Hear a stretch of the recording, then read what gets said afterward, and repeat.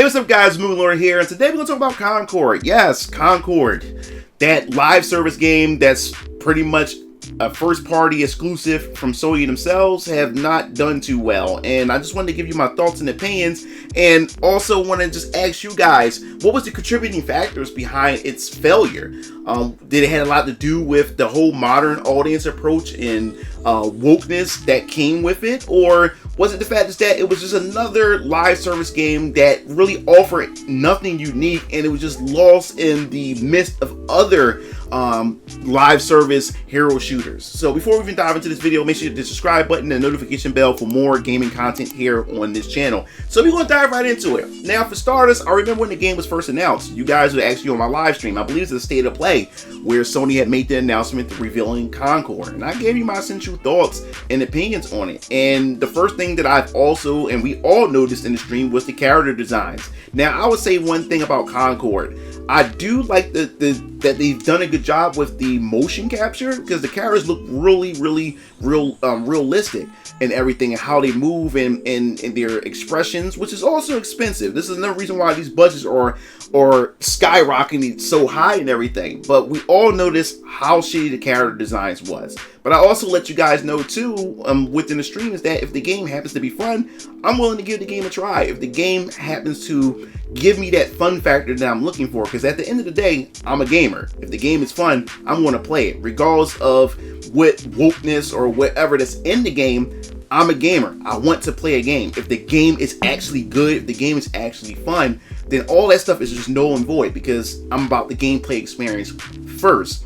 But after the game was pretty much announced, the whole internet had a discussion about it, and everybody pointed to this main issue, the main factor itself. And it's been covered in a lot of outlets as well in the gaming space about its character designs. The character designs gives its essential modern audience look to it. And you know what I say? I call it this is the game. This is the Tumblr game. It's like it's a bunch of Tumblr OCs giving guns and weapons and throwing into a hero shooter, and they all just duke it out. But that was the main criticism of it, and that was the first thing. And I said myself that this can hurt the game. This would definitely hurt the game, because if the game happens to be fun, most people probably won't even play it because of how the characters look, how the designs and the choices, and then the pronouns and all this other type of stuff would destroy the game, and people wouldn't give it a chance. And I've said that.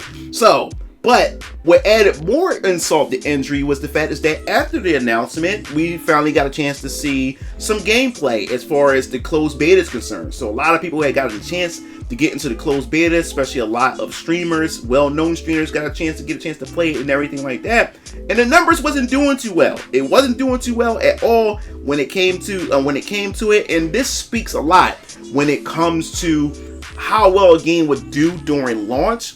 Now, I know that you really can't take that much information or state it as fact when you look at a closed beta and how people, respond to it and everything, but it gives you an inkling of how people feel about it. And a lot of people got onto the game and said that it just isn't for me, it's too generic, or it's copying other games, so don't really have anything unique to it and stuff like that, which is important. Which more important is about the gameplay itself. Is it fun?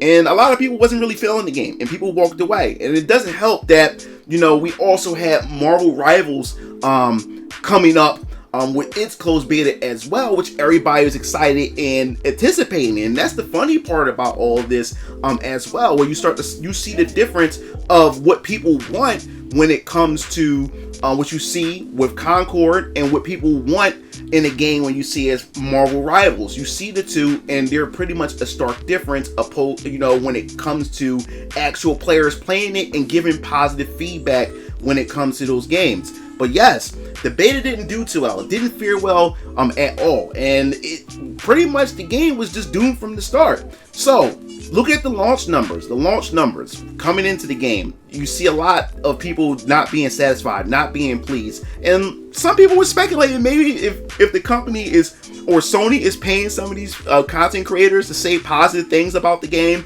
to pretty much essentially make the game much more appealing, to get people, to draw people in and everything.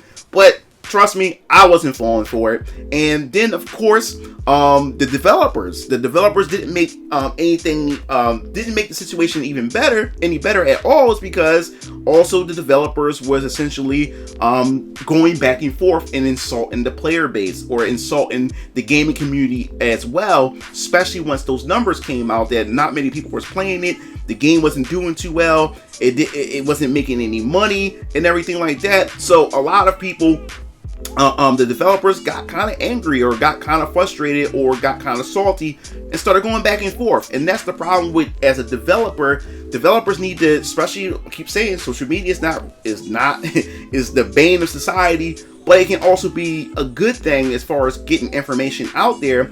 But when it comes to X and other social media platforms, this allow developers to be able to connect with the gamers themselves. And the worst thing that a developer can do is argue back with the gaming community. These are the people that you're trying to market the game to get people to understand why you made the design decisions that you made for a particular game, and you want people to buy into whatever live service or whatever gaming model that you have. But you can't do that if you're going back and forth with the player base, and that's where the problem had set forth when that started to happen with the developers and the gaming community as well. And the sad part about it is too, it couldn't even reach the numbers that Helldivers 2 had during its launch, which Sony has eventually, we'll talk about that in a later video, how Sony has screwed over Helldivers with the decision about having a PlayStation PSN account. But Helldivers was a perfect example of a game that fans had loved and want, especially during its launch, and Concord had failed to even reach those numbers. Like that's the sad part. So now, the funny thing about it is they tried to, I guess you could say, damage control, or try to find some way to actually get gamers to get into it, is by pretty much saying that they want to remove, they started removing the LGBTQ flags, especially within the Steam boards and everything like that. But by this time, the damage is already done. You're arguing with the player base. The game is not really that good. The character designs is complete ass and everything like that. And it's offering nothing different that makes it stand out from the rest of the hero shooters that's already out in the saturated market that it is. Now, another thing I want to ask you guys, and this is the biggest thing, what hurt Concord the most? Was it the fact is that it was appealing to a modern audience, and it had a lot of woke elements in it, or was it the fact is that, just like any other game, that it was just cannibalized by an oversaturated market of the same genre? So, as I said before, I wanted to at least give the game a try and wanted to play it, but that was under the assumption that the game was free to play. And the thing that really hurt them even more, despite the wokeness, was the fact is that they would charge you, I believe, a $40 price tag. Right then and there, that turned a lot of players away from the game. You look at, like I said, Marvel Rivals. Marvel Rivals has done it so much better. It's going to be a free-to-play experience. Of course, it's going to have some monetization and everything like that. But I played that beta, played the shit out of it, and love every last aspect of it, and will play it again when it launches in December. Me and my brother's going to be online live streaming that game. We will enjoy the hell out of it. But the problem is, how do you step into a market that's already saturated as it is? And most of these games, these hero shooters, these MOBAs, and a lot of these games are free to play. So now that you come into a space where people is already seeing the red flags of wokeness and modern audience touches to it, now you're asking them to spend $40 on it. So people want to know, is $40 worth the shot? Is it worth the try to give this game a try? And a lot of gamers aren't going to waste their time with that. They're not going to chance $40 just for the game to be horrible. And right now, with the economy and everything that's really, really bad, people have to spend their money wisely and choose what titles and what games that they want to give their time to. And Concord just wasn't one of them. The price tag had definitely hurt it a lot. Like I said, I would have given the game a try if the game was free to play. And of course, I would have covered the channel so you guys would be able to see it and stuff and give you my thoughts and opinions on it like I normally do.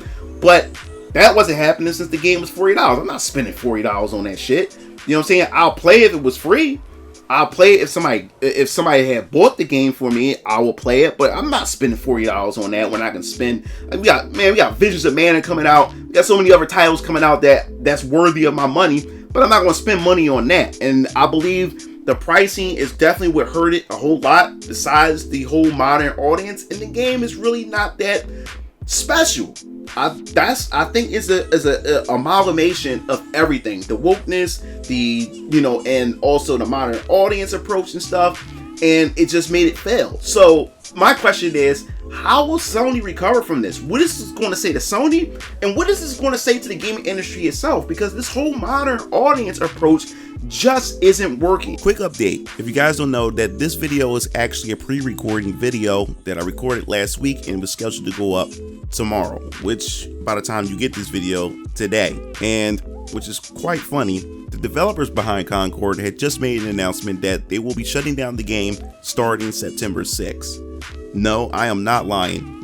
I cannot make this up. Developers thrown in a towel and said, hey, the game will be shut down September 6th. So expect the follow-up video next week.